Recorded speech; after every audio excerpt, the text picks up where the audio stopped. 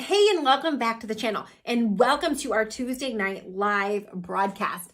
If my name is Carmen, and if this is your very first time joining us, welcome. It is so awesome to have you here, whether this is your first time or you're our faithful listener and you're here every single week. It's so great to have you. So tonight, back by popular demand, we are going to do a Q&A session. So I did one of these a couple months ago here on the channel, and I got through a handful of questions, and I have pages of questions that have been submitted through the channel here throughout the past month or two, and I got through a handful of those. And when we were done with that, several of you said, hey, I really enjoyed the questions and how the call wasn't just on one topic, that you covered several things.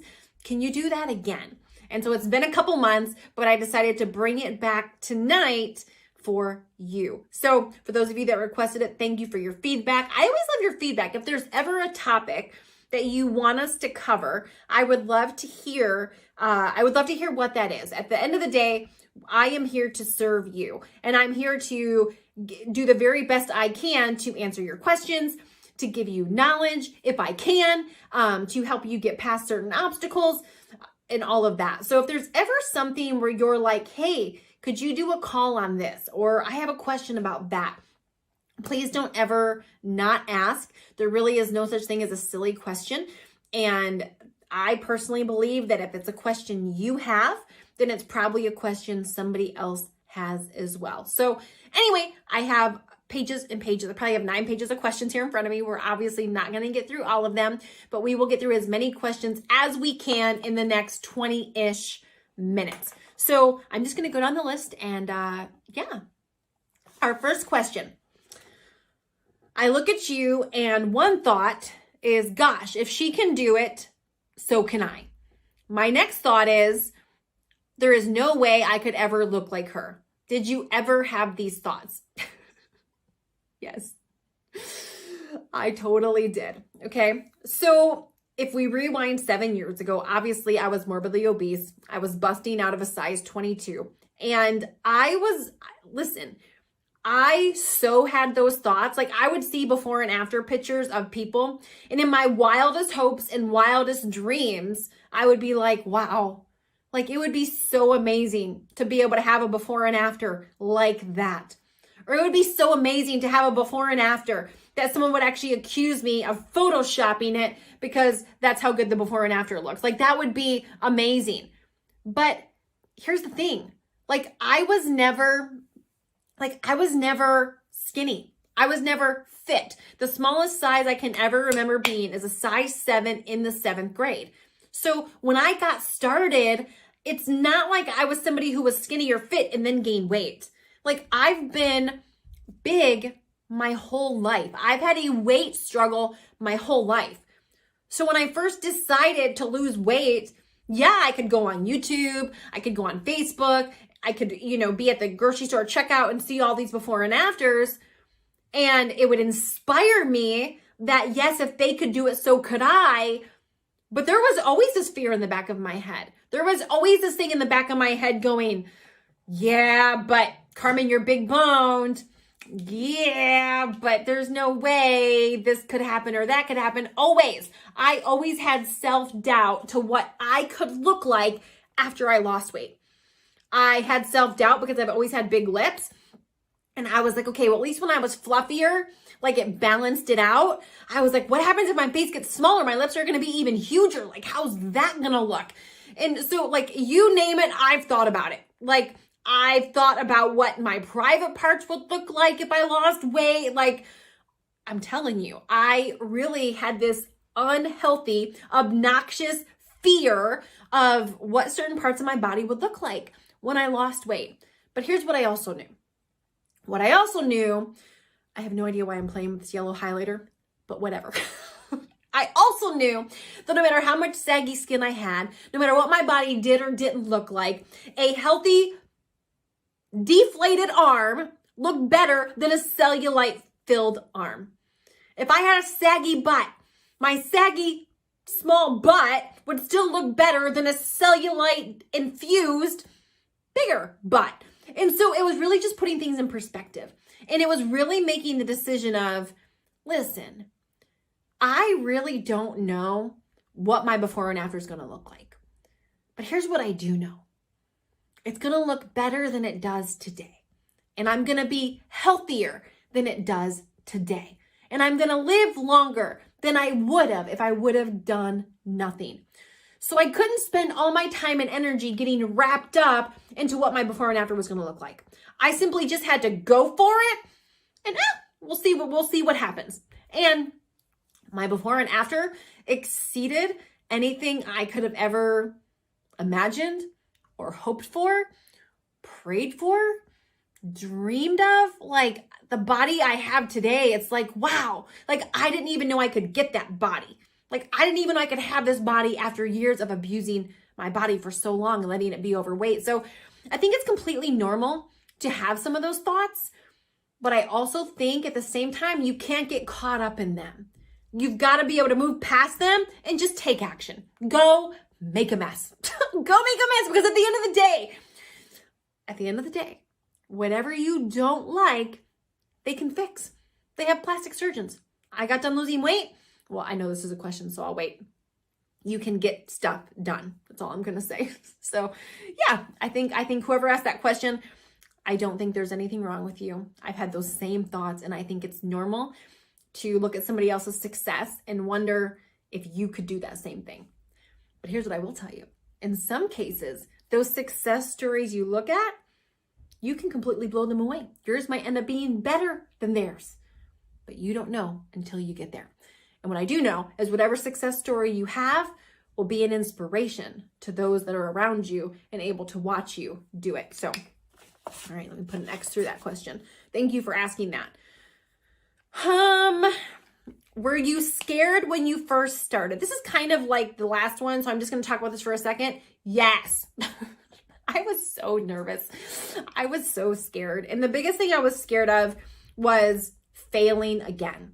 Like, I had failed so many different times when it came to weight loss, and I had kind of gotten to the point where I wouldn't allow myself to get excited, because in my mind, if I didn't get excited, then when it failed, I would only be so let down. If I didn't get excited, then if it failed, if I was expecting to fail, then, I was creating a safe place for myself. But what I will tell you is, all those times I failed, even if I expected to fail, it didn't hurt any less.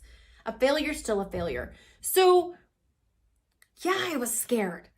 I was like, am I going to waste more money? Is this not going to work? Like, what if I talk about what I'm doing and then I look stupid? All those things. But at the end of the day, there's no reward without a risk. And at the end of the day, fear and faith can't coexist. You've got to pick one.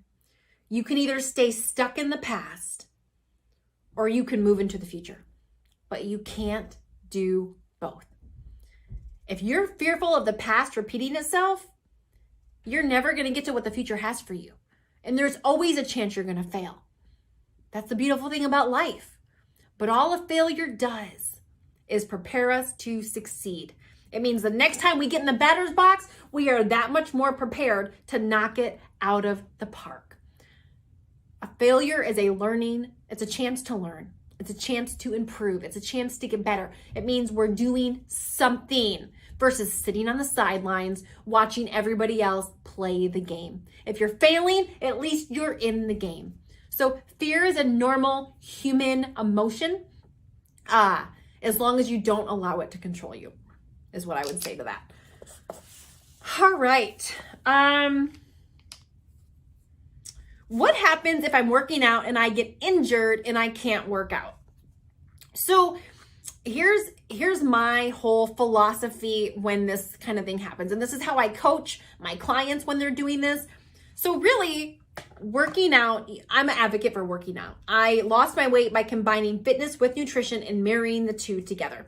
And what I find with most people that struggle with their weight or struggle with wanting to succeed and not succeeding is there typically is a commitment problem. There's a breakdown in the commitment level. And so let's just say you've been working out and you get injured and you can't continue to do those same workouts. What I would do and what I would tell my clients to do is, okay, so what can you do physically?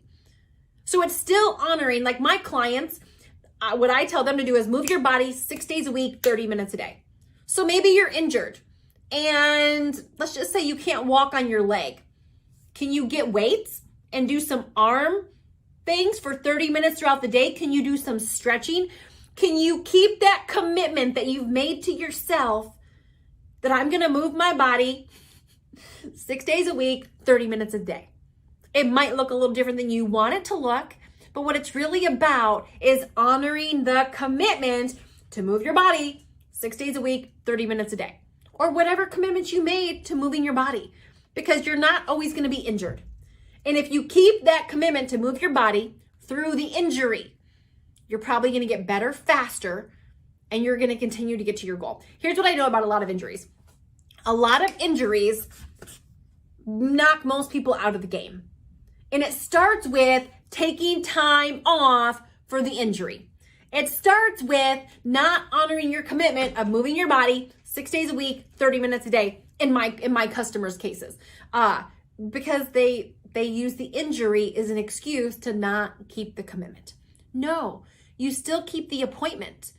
You still keep your appointment to work out, whatever days you were working out, whatever days you were going to the gym, whatever days you were doing Zumba, whatever days you were pressing play in your home to work out. You just modify it to do what you can do. And I don't care if you're stretching. I don't care if you're sitting there for 30 minutes, whatever, doing a wall push-up, whatever it is that you can do. The important part is honoring your commitment and doing it. Does that make sense? I hope that makes sense. All right. Can I drink alcohol and lose weight?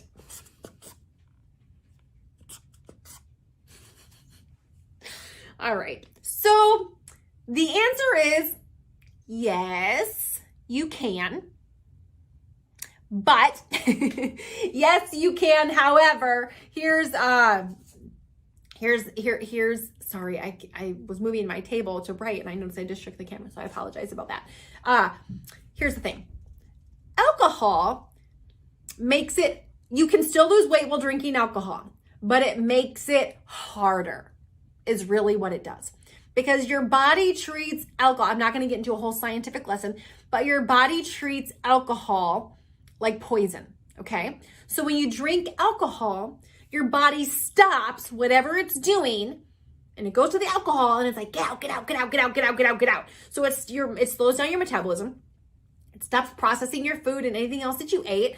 And it really puts a halt to your weight loss.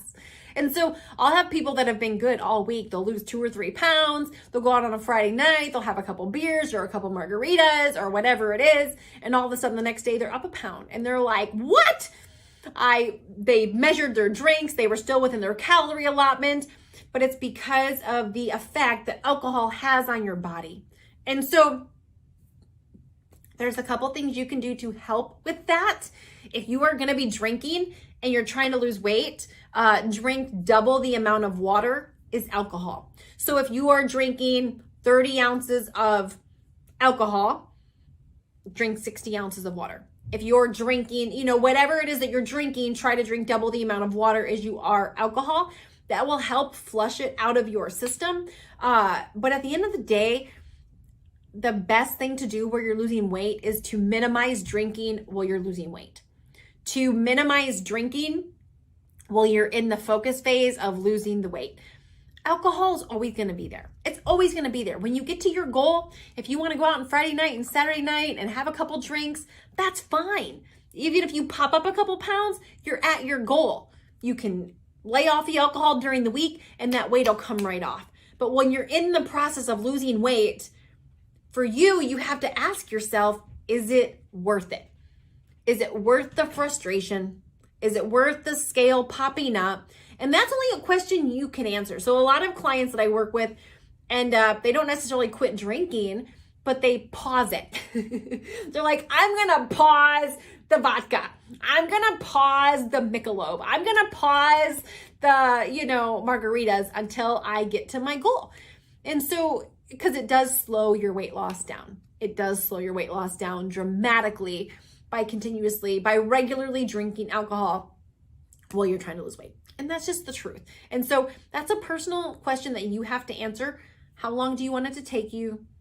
How fast do you want to get to your goal? And you have to determine that. So, yeah. How do you stay motivated? I love this question. I get this question a lot. This is probably one of my most common questions that I get is how do I stay motivated?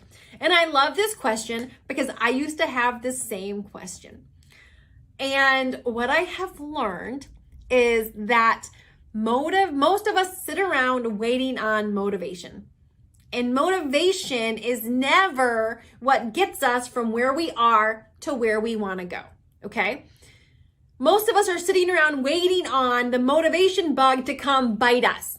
Like, come attack us, come sting us, come bite us.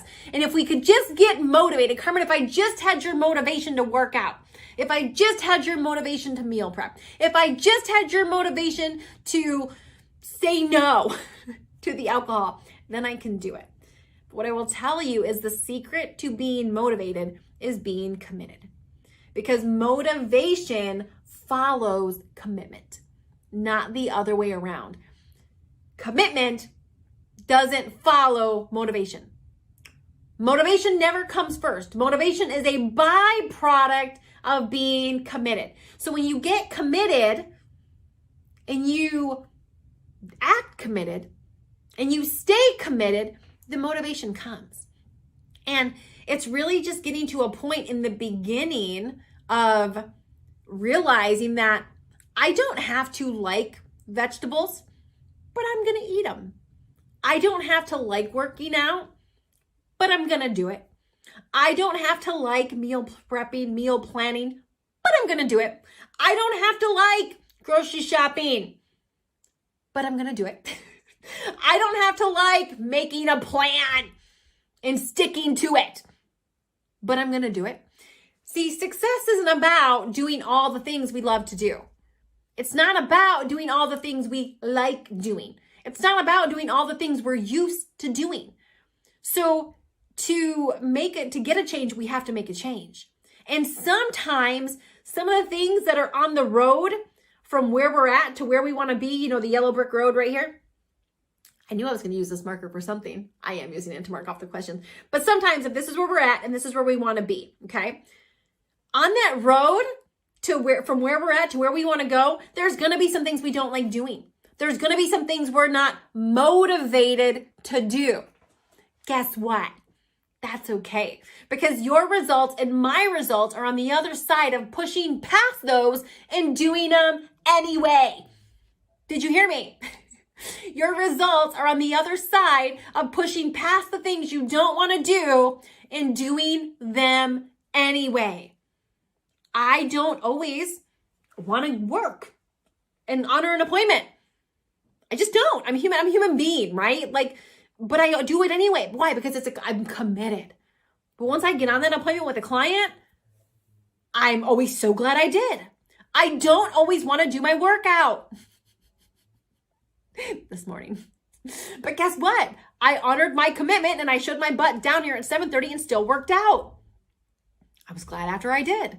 I don't always want to be patient with my kids when they don't listen again, or they're arguing again, or they're being dishonorable with their tone of voice with each other again. But being a good mom is doing the things I don't want to do. It's finding patience when I feel like I don't have any. It's doing the things you don't want to do. It's doing the things you should do even when you don't want to do them. So motivation is a myth. Motivation's a myth. There's no motivation bug that's going to come bite you. Motivation follows commitment. So if you want motivation, get committed. The more committed you are, the more motivated you'll be. It's really just that simple. All right. How come I always get excited to start something and then quit a week later? Oh, I was going to say girl or guy or whoever wrote that question. I hear you. I feel you. This could have been written by the former me. I was like the queen of getting started and quitting. And this is going to kind of go back to the last question that was just asked about the motivation. Because again, there's several reasons why we get started and we quit a week later. One of them is we're expecting to be motivated.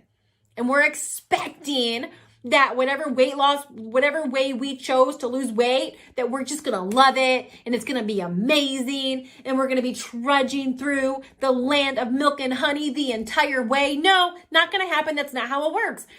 The road to success is paved with crap. It's paved with things we don't want to do. It's paved with things that are hard. It's paved with them. They are there. Okay? What's worth, if it comes easy, it doesn't last. If you want to get something that's going to last, if you want to have long-term success with your weight, with your health, with anything really, you're going to have to work for it. You're going to have to overcome some obstacles. You're going to have to go through the hard. There's always going to be something that sucks. Always. Have you noticed that? On the road from where you are to where you want to go, there's always something that you're just like, oh, darn it. Why do I got to do that? That sucks, right? But so it could be you're waiting on motivation. It could be maybe you have unrealistic expectations. Maybe you got started and you thought it was going to be easy. Or maybe you thought you were going to lose 10 pounds your first week or 20 pounds in the first month or whatever it is. Rome wasn't built in a day. And when you commit to something, listen, I'm clearly biased to our program. I'm clearly biased to my coaching program because it worked for me. And I literally watch it work every single week for our clients. So I'm biased. I believe in it. I see the results from it. But here's what I'm going to tell you. Whatever way you choose to lose weight, if it's a company that's been in business for any length of time and they're still in business and they have before and afters and they have a track record, that means whatever they're doing has a stack. It has results. And so you succeeding with it, it's not about will it work, because the company proved that it will work. It's probably why you started it or bought it. They proved to you before and after, testimonial, this works. So it's not a question of will it work. The only question is, will you work? Will you work? Because if you do the work, they already showed you that it works. So if you show up and do the work, it works. 99.99999% of the time, the reason why we fail at weight loss is user error. We mess it up. And that was a hard one for me to come to terms with. That was a hard one for me to come to grips with, because I wanted to blame every diet, every failure on somebody or something else. But it wasn't until I got to the point where I'm like, Carmen, what does every one of your failures have in common? You. Me. It had me in common. I was the common denominator in every one of my weight loss failures. It wasn't all the programs. It was me. But when I finally came to grips with that, as hard as it was for me to say those words out of my mouth, that I was the issue, there was actually a freedom that came along with that. There was actually a freedom of, yeah, I'm in control of whether this works or whether it doesn't. And so, take quitting off the table. What if quitting wasn't an option? What if you actually committed to this weight loss or health thing you're doing until you succeeded? What if the words were, I'm here until, versus I'm here unless, or I'm here if, unless, all those things, versus I'm here until I get to my goal, however long that takes. All right. Last question. I lost 2.5 pounds yesterday morning, and then I got on the scale today and I gained a pound. I was perfect with my nutrition. What the heck? I want to throw the scale through the window. All right, so here's what I will tell you, okay? I am an advocate of all of us having a good relationship with the scale. The scale is simply a tool that gives us data and tells us how we're doing. However, what you want to focus on are the trends, not the day-to-day ups and downs. Because, in the very beginning of losing weight, I would get on the scale and I would have things just like that happen. And I would go bonkers. I was like, what the frick? I would be flipping the scale off. I would be cussing at the scale, me and the scale. Oh, Lord have mercy. We were not friends. We were frenemies. We were enemies. It was like I did not like the scale. I thought the scale hated me and I hated it. Did not like it. Didn't own one. Had my worth, my identity all wrapped up in that sucker. But I realized, listen, if I want to get to a healthy weight, I've got to use this sucker. This is accountability. This is going to tell me if what I'm doing's working. And it's also going to tell me if what I'm doing's not working. Because if I'm 288 pounds and I want to get healthy, that means the number on the scale's got to go down. Period. Okay? And my weight, my worth can't be wrapped up in the number. The number is just a number. It says nothing about who you are and what your worth is. Okay? However, let me just say, you're watching for trends. And so sometimes what you're going to learn through doing this is you're going to learn that there's actually food you eat that your body reacts to. I know that if I eat carbs at night, I will absolutely pop up. Like if I can be within my calories, whatever it is that I'm doing, calorie counting, macros, however I'm tracking my nutrition. If I eat a bowl of popcorn at 9, 10 o'clock at night, my body will react by popping up. Maybe it's that time of the month. Maybe I didn't drink enough water. Maybe I did a really hard workout and my body's like, what the heck did you do to me? There's lots of different reasons. But what you will start to notice with your body as you continue down this weight loss journey is you'll start to noticing food reactions, that time of the month reactions, things that workouts you might be doing that makes your body swollen, foods that make you retain water, times of the month that you retain water. You'll start to notice all these things. But here's what I will tell you. You're looking for the trend. The scale should be trending down is what the scale should be doing. And as long as the scale's trending down, don't get caught up in the little ups, the little downs. You're looking for the trends. And so that's what I will tell you. So anyway, thank you so much for watching. Thank you for your questions. Let me know if you enjoy these Q&As, if you want us to do more of them. Lord knows we have a lot more questions. Let me know if you have any questions. If you have any questions, type them in the comments. I would love to hear what they are. And so make sure to smash that like button, hit the subscribe button, ring the notification bell, do all the things, and we will see you on our next broadcast, on our next video here on YouTube. So thanks for watching.